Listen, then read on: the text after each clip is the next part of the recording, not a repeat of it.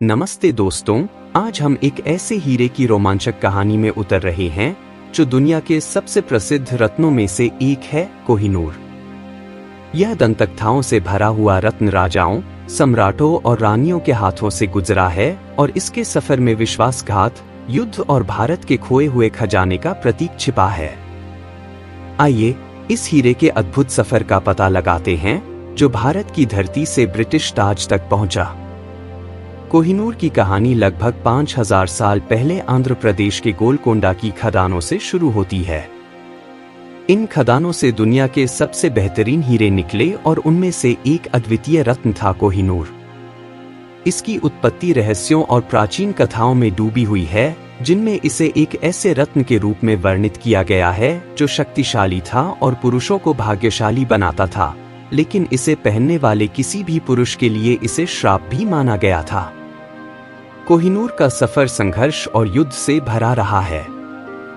13वीं सदी में काकतीय राजवंश से इसकी शुरुआत होती है, जहां यह भारत की राजशाही का एक अनमोल रत्न बन गया। इसके बाद यह दिल्ली सल्तनत के हाथों में आया और फिर शक्तिशाली मुगल साम्राज्य में शामिल हो गया।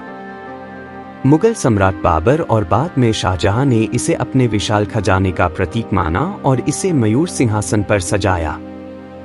मयूर सिंहासन पर इसे केंद्र के रूप में स्थापित किया गया, जो भारत के गौरव और वैभव का प्रतीक बन गया। लेकिन 1739 में कोहिनूर का सफर बदल गया जब फारस के शासक नादिर शाह ने दिल्ली पर आक्रमण किया। विजय के बाद नादिर शाह ने इस हीरे को हासिल किया और इसे देखते ही चिल्लाया, यह तो कोहिनूर है। नादिर शाह के भीषण आक्रमण ने इस हीरे को भारत की मिट्टी से दूर कर दिया। नादिर शाह की हत्या के बाद कोहिनूर फारस से अफगानिस्तान पहुंचा, जहां विभिन्न अफगानी शासकों के बीच यह रत्न युद्ध और संधियों के माध्यम से बदलता रहा। वर्षों के संघर्ष के बाद कोहिनूर भारत में लौट आया, इस बार पंजाब के शक्तिशाली शासक महाराजा रणजीत सिंह के साथ। उनके लिए यह हीरा सिर्फ धन का नहीं, बल्कि उनके साम्राज्य के गर्व का प्रतीक था। महाराजा इसे इतना पसंद करते थे कि उन्होंने इसे ओडिशा के पुरी में भगवान जगन्नाथ को अर्पित करने की योजना बनाई, लेकिन उनका यह सपना पूरा नहीं हो सका। उनकी मृत्यु के बाद ब्रिटिश ईस्ट इंडिया कंपनी ने पंजाब पर कब्जा कर लिया और कोहिनूर को अपने अधिकार में ले लिया। 1849 की लाहौर संधि के तहत महाराजा के छोटे पुत्र दलीप सिंह को कोहिनूर महारानी विक्टोरिया को सौंपने के लिए बाध्य किया गया। ब्रिटेन में कोहिनूर का नया अध्याय 1850 में शुरू हुआ, जब इसे महारानी विक्टोरिया को भेजा गया।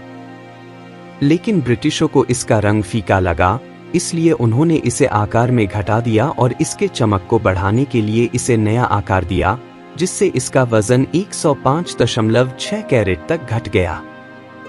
यह हीरा अब महारानी विक्टोरिया की ब्रोच में शामिल हो गया और बाद में इसे ब्रिटिश क्राउन ज्वेल्स में शामिल किया गया।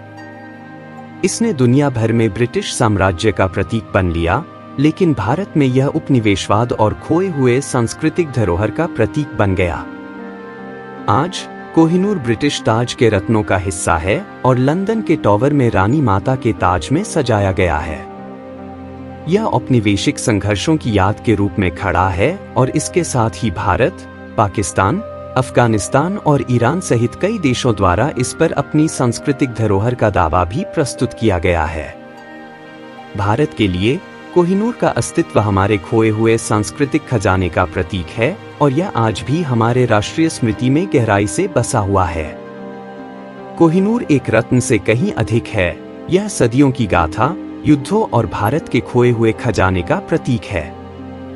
इतिहास की इस यात्रा में हमारे साथ बने रहने के लिए धन्यवाद। यदि आपको कोहिनूर के बारे में जानना पसंद आया हो तो कृपया लाइक, शेयर और सब्सक्राइब करें। फिर मिलेंगे दोस्तों, नमस्ते।